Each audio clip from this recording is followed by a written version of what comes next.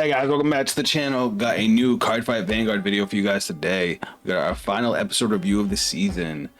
So we have season 5, episode 12, Reach Your Dream. This is our season finale. And spoiler, this is probably the longest fight in the season. It is 10 turns and it takes the entire course of the episode. The episode jumps almost directly into the fight with very little in between. So as always, we're going to talk about what happened in the episode, talk about the fight. If you guys do this kind of content, drop a like on the video, subscribe if you're new to the channel. Let's jump in. Let's talk about it. So the episode kicks off with our boy Akina right before his match getting a text from his dad. Turns out his dad is there to watch the match, and he was letting him know. We've seen Hikari talking to him, telling him to get there, and he's finally there ready to watch the fight. As Akina and Erika approach for the fight, we actually get some cool intros from Tamari about them. Tamari says for Erika, the wings of fate soaring into distant heights. And for Akina, she's like the wings of salvation reaching toward the light of hope. After our opening, we get Kagetsu and Michiru talking about the younger generation and how great they are. And Michiru makes a comment to Kagetsu. He says the only time he feels like the challenger is when he's facing against Kagetsu, and they actually agreed to have a fight after the Deluxe finals. We actually see Hikari waiting for her dad. Dad shows up. She reprimands him a little bit. They walk into the venue together, and she sees that Akina is about to fight. And he notices Akina's opponent and says Hikari, because he thinks it's Hikari, and he goes, Hikari's like, no, that's Erika Miojo, we just happen to look alike. I mean, we know, but he kind of just brushes it off, I guess, which is a little weird because, you know, he's a cop, so I figured he'd be a little more suspicious, but it's fine, whatever it is. And 5 minutes in, we're already at the fight. they waste no time. This fight is fast and furious. For those of you who haven't seen my other episode reviews and you just stumbled across this one, I'm not going to include their draw for turn or their energy charge for turn. They never mentioned them, just assume that they happened. Also, there are a lot of effects that they don't announce that they use. I went back, I checked all the footage, I looked at their resources, looked at their fields. I did the best I could to catch everything, but if I miss any, bear with me, forgive me. I did the best I could. But anyway, let's jump into the fight. So first off, we have our starters. Erika has Player of the Oliphant Bellanista. Akina has Wings of Aspiration Soel. You already know, same ride lines they've had since season 1. We get some light teasing from the two of them where they basically say, you know, no hard feelings regardless of who wins. Let's just enjoy the fight. So turn 1, Erika rides Player of the Lovely Heart Adorphus. Turn ends. Turn 2, Akina rides Patrol of Gus Ventesta. Akina attacks with Ventesta. Erika doesn't guard. Akina doesn't get a trigger on his drive check. Erika takes 1 damage. The turn is over. The damage is now 1-0 with Akina in the lead. Turn 3, Akina rides Player of the Beautiful Court Elegenia. Now, this is normally where she would use Adorphus' skill, and she does use it, but they do not announce it because we do see the change in her soul, obviously. Auto when this unit is rode upon by Player of the Beautiful Court Elegenia. Soul Blast 1, draw 2 cards, choose a normal unit from your hand. Choose a normal unit from your hand and discard it. If you do not discard a card, choose 2 cards from your hand and discard them. Erika then calls Knight of Severance Sullivan and Knight of Distant Bow Almov. Erika attacks with Almov, Akina guards. Erika attacks with her Vanguard Elegenia. Akina guards. Erika doesn't get a trigger on her drive check. Erika then attacks with Sullivan. Akina guards again, guards all 3 attacks. Turn end. The damage is now 1-0 with Akina still in the lead. Now we go to turn 4. Akina rides Knight of Great Advance Ascensior. This time he uses Ventesta's skill. Auto when this unit is rode upon by Knight of Great Advance Ascensior. Call this card to rearguard Soul Charge 1. Akina calls Ventesta to the rearguard with the skill. Then Akina calls Impervious Dragon, Knight of Bowstreaks Nobiris, and Wings of Lifebrook Soel. I like that card. Akina attacks with Impervious Dragon. Erika guards. Akina attacks with Ascensior. Erika doesn't guard. Akina doesn't get a trigger on his drive check, and Erika takes 1 damage. Akina attacks with Nobiris. Erika guards once more. The turn is over. The damage is now 2-0 with Akina still in the lead. Erika rides Faded One of Sacred Time, Liel Draconis. Erika calls Knight of Glistening Blade Religio and guard Gregaon.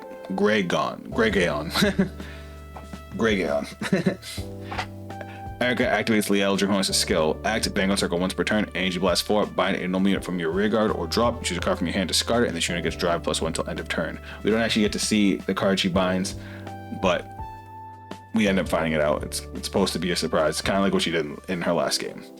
Erika attacks with Sullivan. Akina intercepts. Erika then attacks with Religio. Akina doesn't guard, takes 1 damage.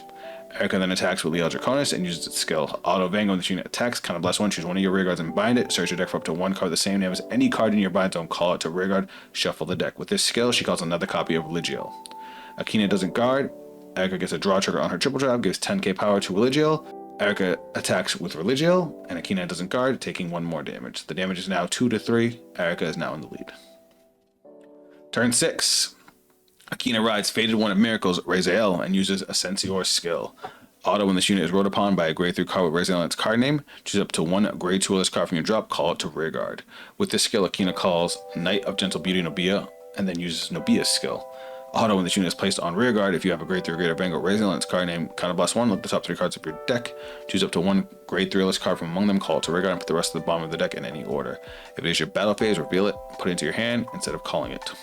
With this skill, Akina calls a Gargaon. Not Gregaon like for Leo, Gargaon. Off the top 3. Akina attacks with Nobia, Erika guards. Akina then attacks with Raziel and uses its skill.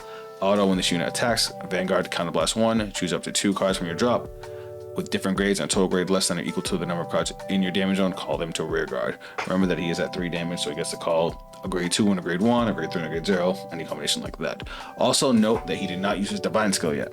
Even Erika pointed out after this turn. But with this skill, he calls Nuberis back, and he calls Knight of Strixpear's Severus from the drop. Akina doesn't announce it, but he does use Severus' skill because he does use a Soul Blast.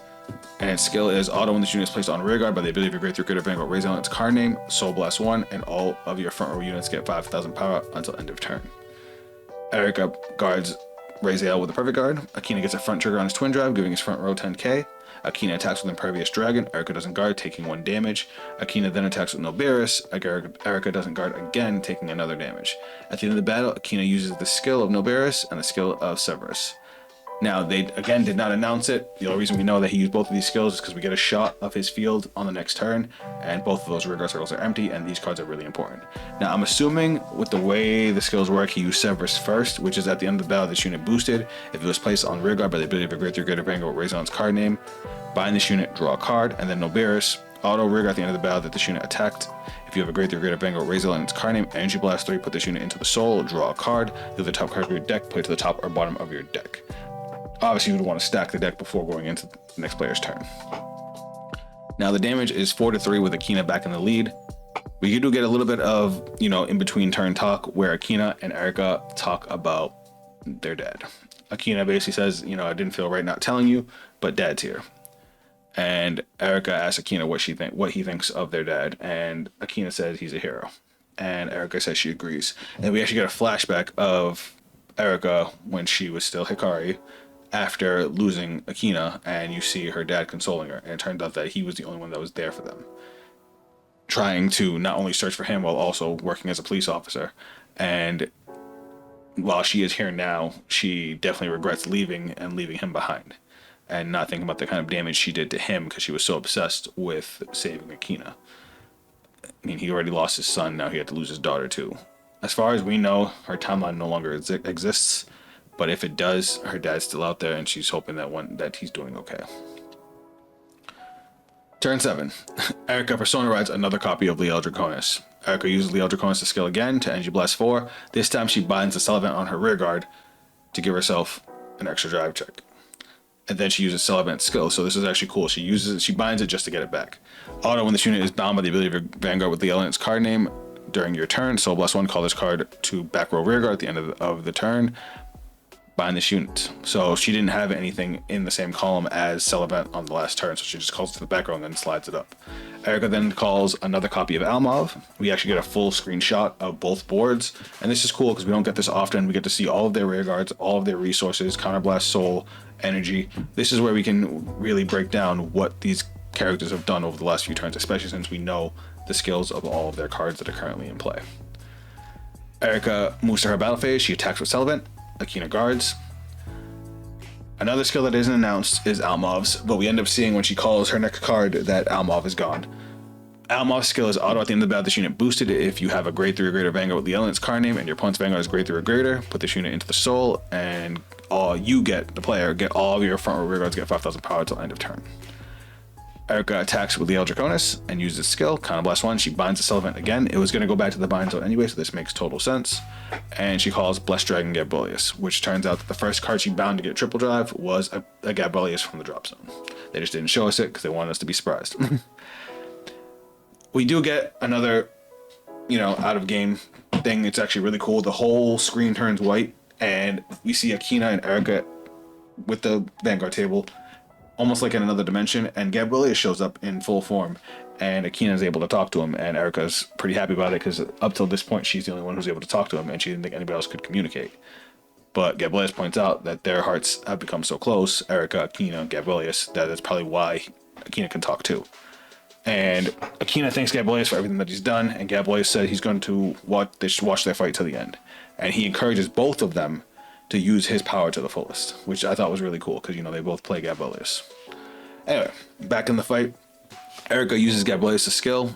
Auto when the unit is placed on rear guard, Soul Blast 1, look at the top card of your deck, put it to the top or bottom of the deck.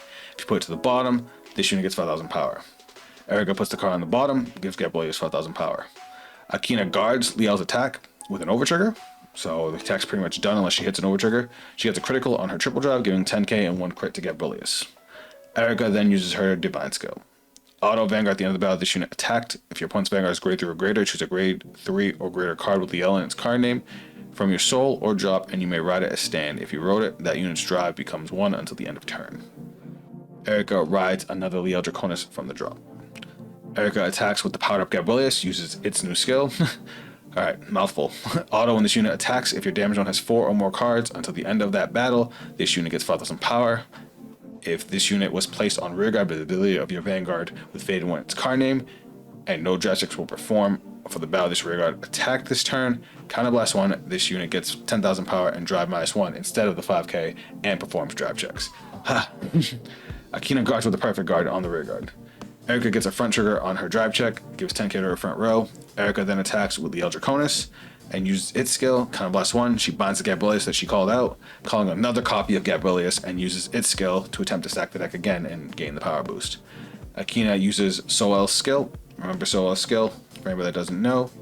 Auto, Rearguard Circle or Soul. When your grade 3 or greater unit with Raziel in its card name is attacked, cost, bind this card, choose a unit being attacked, and it gets 5,000 power until the end of that battle. If your bind zone has 2 or more cards with the same name as this card, it also gets an additional 5,000 power. So he gives it 5,000 power, and then he also guards.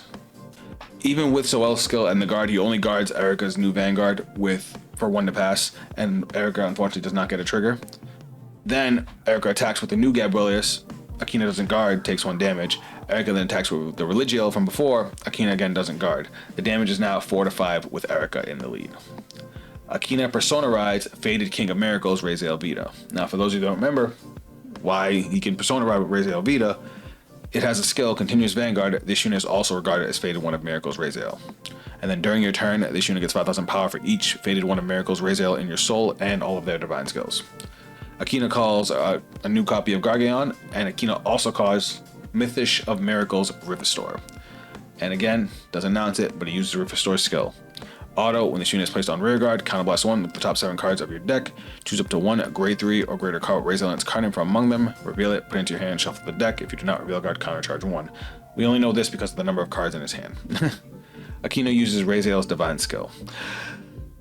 Act Vanguard Circle. Soul Blast 1. Return all critical triggers from your drop to the deck and shuffle, and if this unit gets drive +1 until end of turn. Until the end of this fight, you cannot ride units without Raziel on their card name, and you get, when your damage check reveals a trigger unit, other than a heal, if your damage zone has 5 or more cards, choose a card from your damage zone and heal it, and then you lose this ability. So he sends 3 critical triggers back to deck. Now if he hits a 6 damage heal, a 6 damage trigger, it'll heal him. Akina attacks with Gargeon, Erika guards. Akina attacks with Rivestor. Erika plays the Blitz Order Heavenly Bright. So we haven't seen this card in a while, so its skill is Energy Blast 2, with the top card of your deck, and call it to Guardian Circle. If you called a card, that card gets 10,000 shield until end of battle. With this skill, Erika calls a critical trigger, so it comes in as a 25k guard. She then guards with another 5k. Akina then attacks with Raziel Vita and uses its skill. Auto Vanguard, when this unit attacks a Vanguard, Counter Blast 1, choose up to 2 cards from your drop with different grades and a total grade less than or equal to the number of cards in your damage zone and call them to rearguard. Then put a grade 3 or greater card with Raziel in its card name from your hand into the soul. Choose a grade 3 or less card from your drop, call it to rearguard. If your opponent's Vanguard is grade 3 or greater, all of the units called with this effect get 5,000 power till end of turn. With this skill, he calls Gabrielius and he calls Soel. Then, with the second half of the skill, he also calls Rifestor back. We get this really, really cool scene of Akina kind of amassing his forces, and we see Raziel with Gabrielius on one side, Rifestor, Soel. We get to see him with all his boys, and he's like, this is me at my strongest. Now, again, with the trend of not announcing skills, Akina uses Gabrielius' skill. We see his soul reduced by 1, and we also see a power boost on Gabrielius later. Basically, peek the top card, put it at the bottom, give Gabrielius 5k. Erika plays 3 guards to guard the Vanguard. Akina gets a critical on his triple drive, giving 10k and a crit to Gabrielius. Akina then attacks with Gabrielius using its skill, gets the 10k, gets the drive check. Erika guards with Liel Amorta. Now, if you guys remember, Liel Amorta, her other grade 3, has a skill, auto when this unit is placed on Guardian Circle, discard a card, and put 2 cards from your bind zone on the bottom of your deck. Choose one of your units with Faded 1 its card name and it cannot be hit until the end of that battle. The 2 cards that are sent back we don't get to see, but they do become important on the next turn. At least one of them.